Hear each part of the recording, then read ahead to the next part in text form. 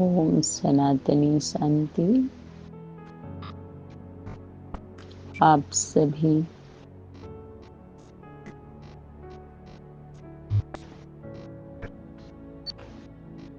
दिव्य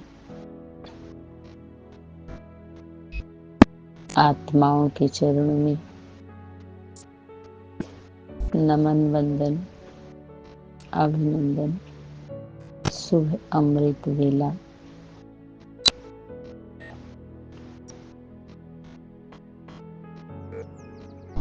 वर्तमान समय एक एक पल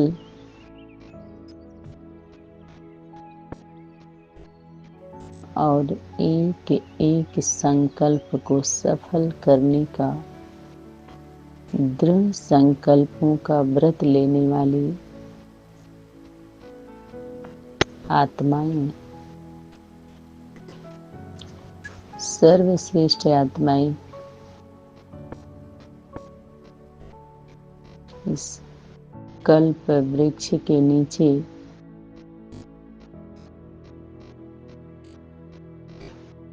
पुरुषोत्तम पुरुषोत्तमी की संगमी पर उत्तम उत्तमी बच्चे डायरेक्ट ऑलमाइटी अथॉरिटी से पालना लेने वाले, उनके संरक्षण में पलने वाले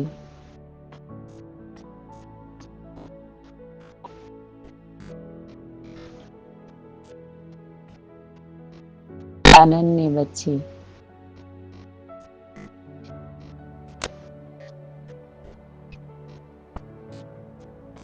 दिलाराम बाप के दिल तख्त पर बैठने वाले,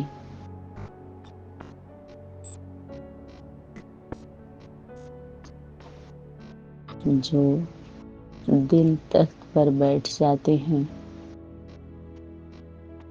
वो और किसी भी तख्त की आस नहीं रखते। उन्हें किसी और तख्त की प्यास ही नहीं रहती। बाहरी दुनिया के तख्त की आस और प्यास उन बच्चों को नहीं लगती है और नहीं रहती है। दिलाराम बाप के दिल तख्त पर विराजमान वो दिलरुबा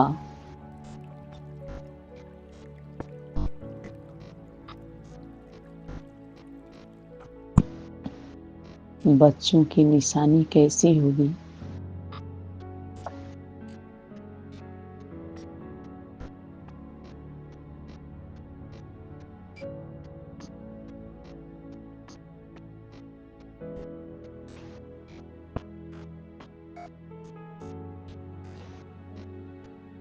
दिलाराम जो दिल को आराम देता है, अर्थात जो हमारी आत्मिक शक्ति है,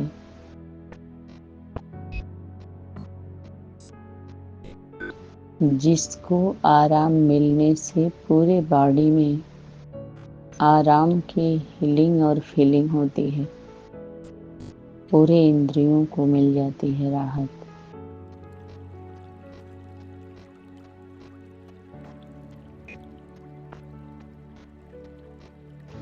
ऐसे अनन्य बच्चों से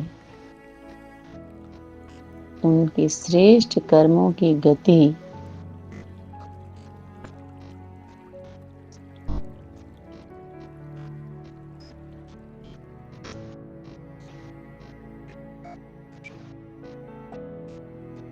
सुनाने वाले जो दिलाराम बाप दादा अपने दिलरुबा बच्चों के प्रति बोले,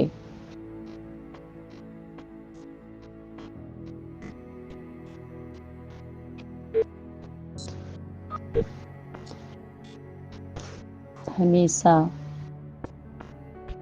बेहद के बच्चे ही बेहद की भाषा को समझ पाते हैं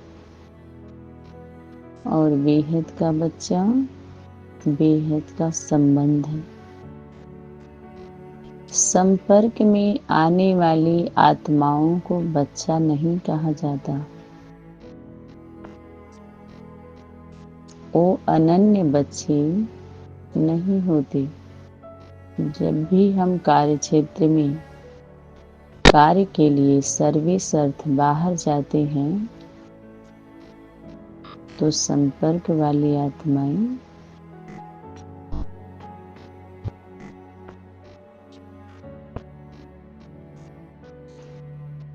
वो बच्चे नहीं होते, वो और के बच्चे होते हैं। लेकिन कहने में आता है कि मनुष्य सृष्टि का जो बाप है उसके सभी बच्चे हैं। पूरी दुनिया उनको अंश बोला है। मनुष्य सृष्टि के जो बाप अर्थात माता पिता हैं, दो दल बीज हैं, उनकी सभी मनुष्य मात्र को अगर कहें तो उनको अंश कह सकते हैं। अंश माना थोड़ा सा टूटा हुआ कण जैसे। वंश नहीं कह सकते, वंश बच्चे को कहा जाता है जो कल्प वृक्ष के नीचे जड़ में जो अष्ट देव अष्ट देवियां हैं, डायरेक्ट ऑलमाइटी अथॉरिटी से जन्म लेने वाले, उनके पालना में पलने वाले, श्रीमत के पर खिलाफ एक भी कदम नहीं उठाने वाले, संकल्प भी नहीं करने वाले,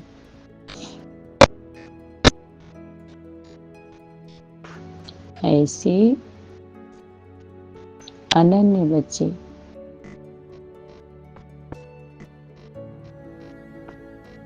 ऐसे बच्चों से आज दिलाराम बाप अपने दिलरुबा बच्चों से मिलने आए हैं। दिलाराम बाप के हर एक दिलरुबा अर्थात जिसके दिल में सदा दिलाराम की याद की मधुर साज स्वतः ही बजते रहते।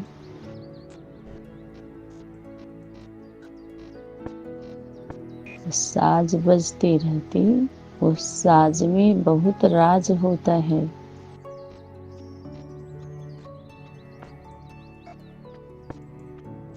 वो साहब जादे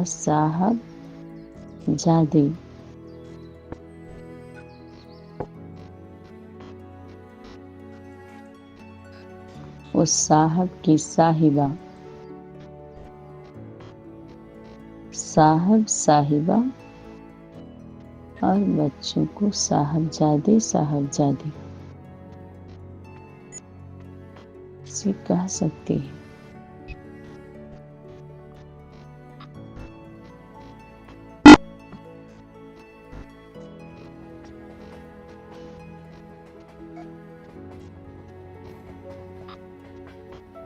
वो साज राज के साज होते हैं जो सहज सरल ही राजी हो जाते हैं। उस राज को सुनने के बाद, राज माने रहस्य, गुप्त, जो कहीं और नहीं मिलता,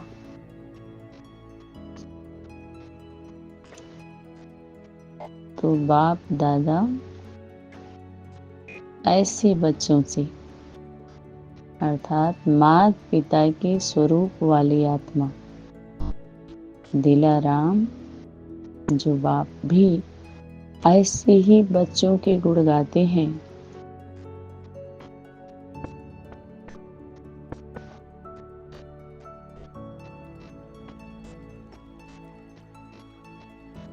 तो जो बाप के दिल जीत लिया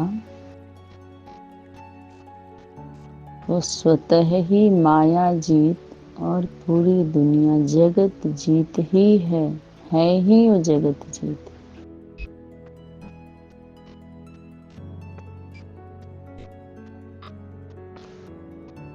जो उस राज को, उस यथार्थ ज्ञान को समझ जाता है, उससे मायावी शक्तियां हार जाती हैं। शिव के ज्ञान समझने वालों से है माया हारी।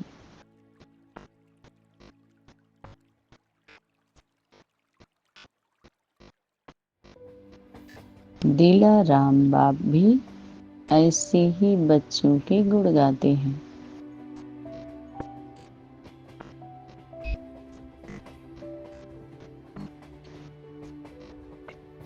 और ऐसे ही दिलरुबा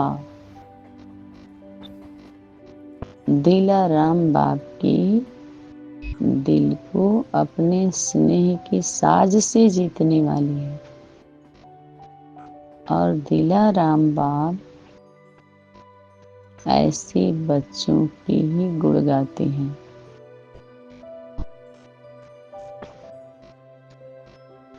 उनके अंदर जो गुण है, जो शक्ति स्वरूप को धारण करने वाली है, विशेषता, जिसको सुनने समझने के बाद सभी लोग आकर्षित होते हैं, स्वतः ही आकर्षित होते हैं। वही आकर्षण मूर्त।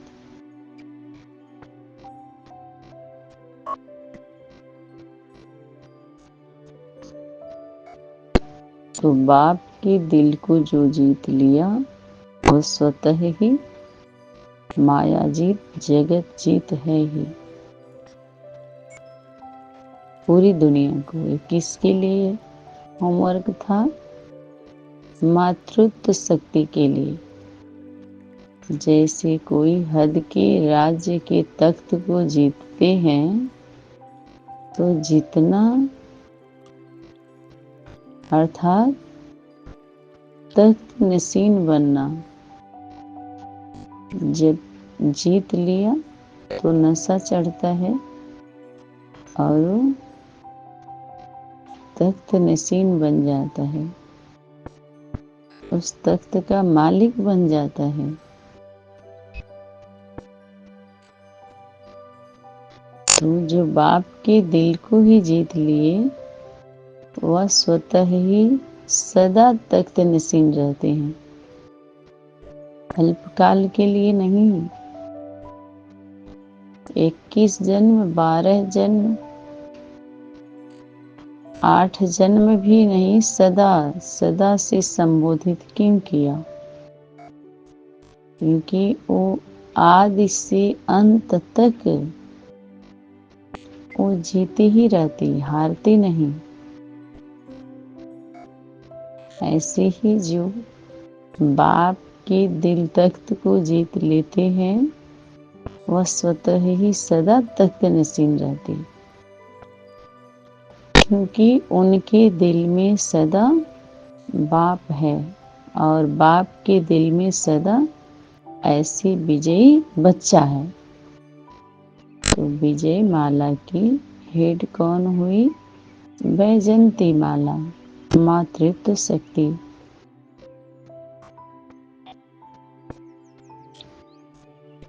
बिना बाप के विजय नहीं प्राप्त कर सकती। ऐसी ही दिल जीती जो बच्ची श्वासों श्वास अर्थात हर सेकेंड सिवाय बाप और सेवा के और कोई गीत नहीं गाते। वो बाप और सेवा,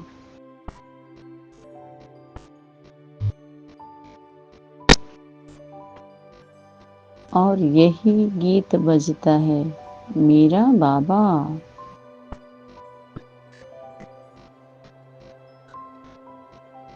और मैं बाप का, बाप मेरा है। बाकी बच्चे जब संबंध बनता है तो उनको बाप नहीं स्वीकार करते। कोई कन्या और वर का जब संबंध बनता है, दो एक पुत्र एक पुत्री का, तो बाप की स्मृति ही नहीं रहती कि ये हमारा बाप है। सिर्फ एक ही संबंध उनकी स्मृति में रहता है। यह सर्वश्रेष्ठ घटना संगम पर माता पिता के साथ घटता है। बाहरी दुनिया में इसको अच्छा नहीं मानते कि बाप, ये हमारा बाप है, माता है, पिता है, सखा है, बंधु है। वह हद के पति सिर्फ और सिर्फ एक ही संबंध का अनुभव करा पाते हैं। अनेक संबंधों की अनुभूति नहीं करा पाते।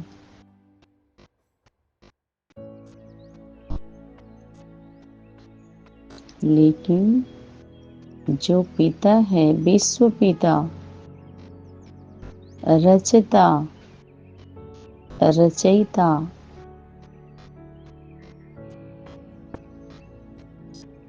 वह एक ही बाप है जिसके साथ सर्व संबंधी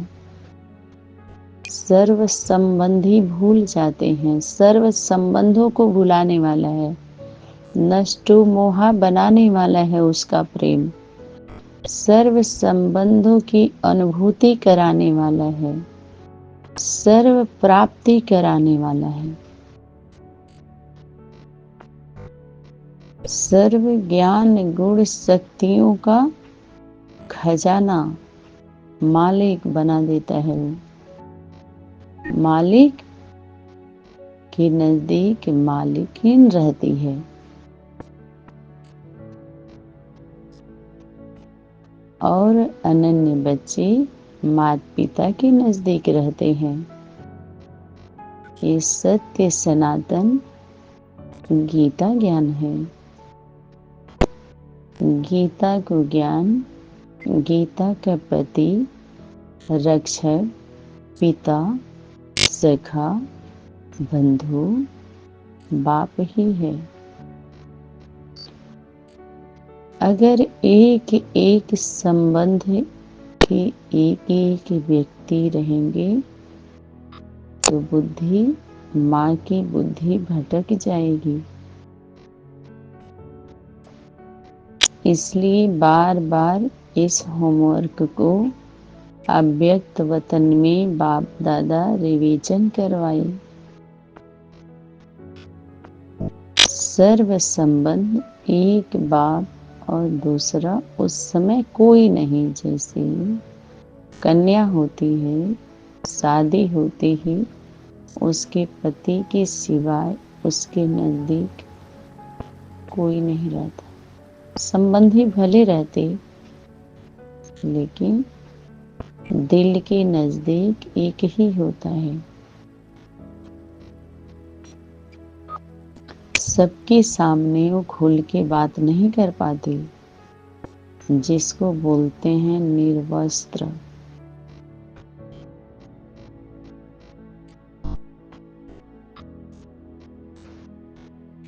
जब बच्चे होते हैं तो बच्चों के सामने भी मर्यादा होती है।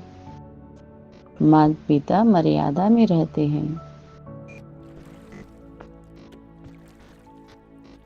इस सनातन सिस्टम है जो तीन लोक में भाई, तीन लोकों को कल्याण करना है। प्रजा वर्ग की आत्माएं ही सहज सरल स्वीकार कर ले।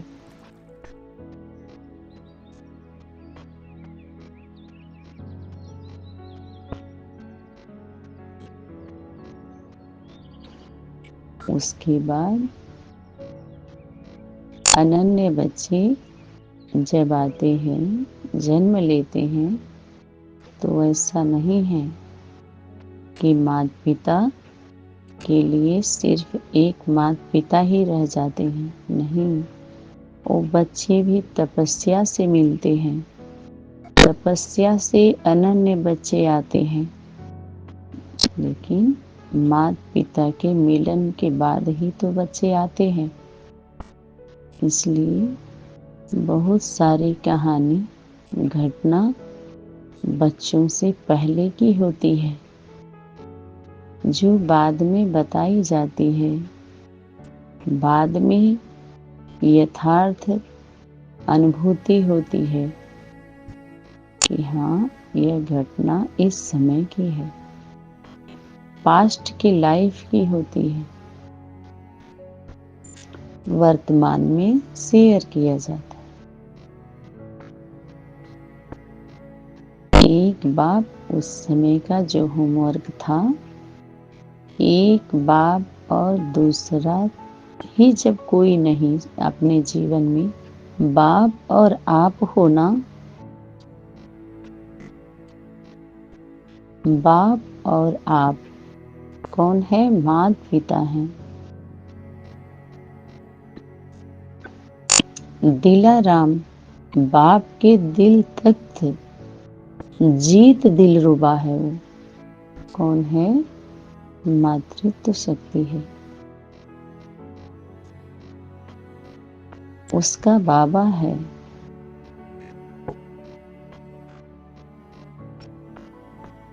बाबा भी है, बाप भी है, और प्रैक्टिकल स्वरूप बाप का बाप दादा का है, एक ही में कंबाइंड है। मातृत्व शक्ति के लिए बाप दादा बाप ही है। टू इन वन, वन में ही टू है, और सभी स्वरूप है उसके अंदर।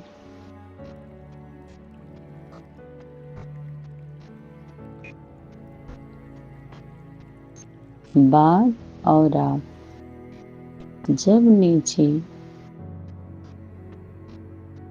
धीरे धीरे माता पिता का स्वरूप चेंज होता जाता है, तो बच्चे आते हैं। फिर गीता ज्ञान शुरू होता है बच्चों के लिए। मातृत्व शक्ति की जो वाणी आती है, वो बाप का दिया हुआ ही आता है।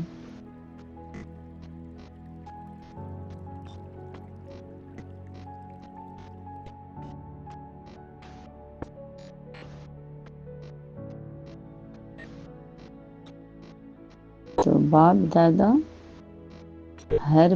एक बच्चा माने माता पिता दिलरुबा बच्चों की सदा मधुबन साज सुनते रहते हैं। ये भिन्न भिन्न साज है या एक ही साज?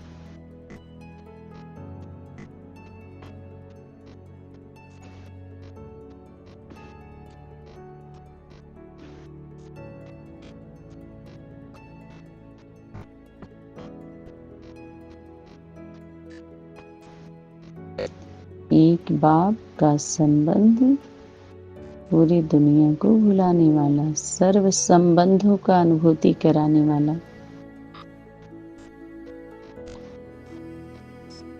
बाहरी दुनिया में लौकिक पति कभी पिता का, माता का, सभी संबंधों का अनुभव नहीं करा सकते,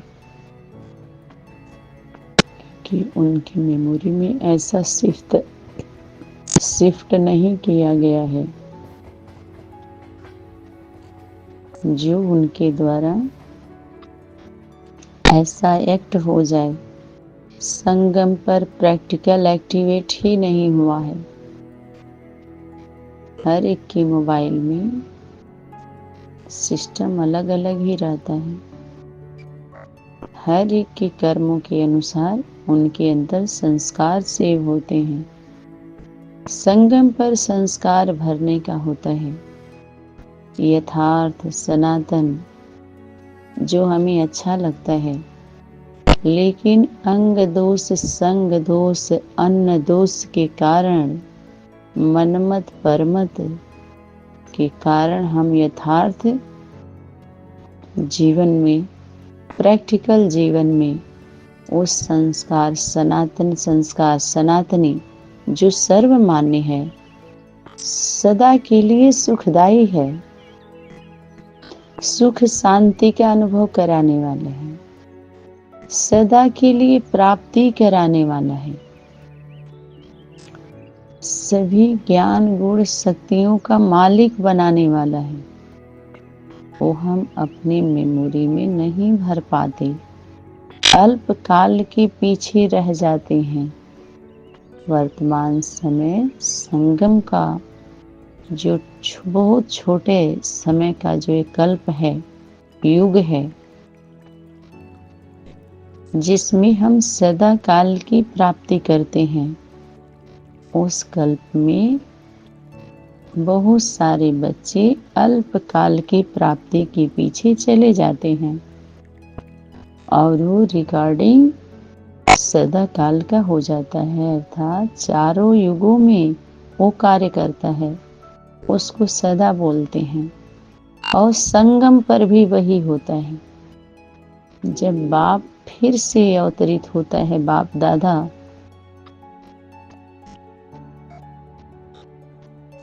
उस बाप के रथ को पकड़ता है, भिन्न भिन्न अनुभूति कराता है,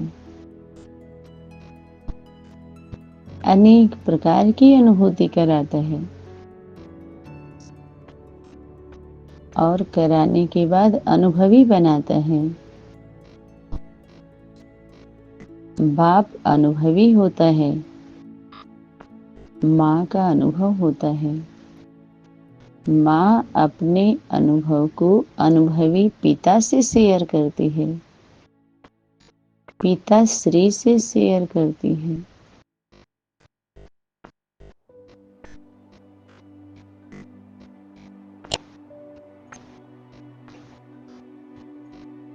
तो पिता अनुभवी है, अनुभवी रथ है, रथी है।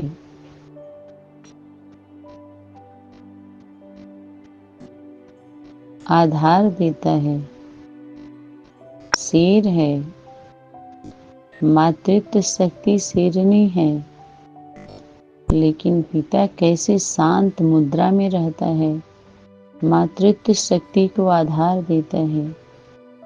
शेरनी गर्जना करती है इन अज्ञानियों के ऊपर, कुरीतियों के ऊपर, कमी कमजोरियों के ऊपर, कुरीतियों के ऊपर, यज्ञ विरोधियों के ऊपर।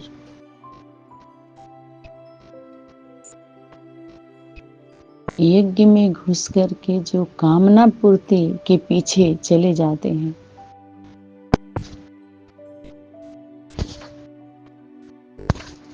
उनके ऊपर ज्वाला रूप होता है मातृत्व शक्ति का। अच्छा, ओम सनातन शांति। धन्यवाद।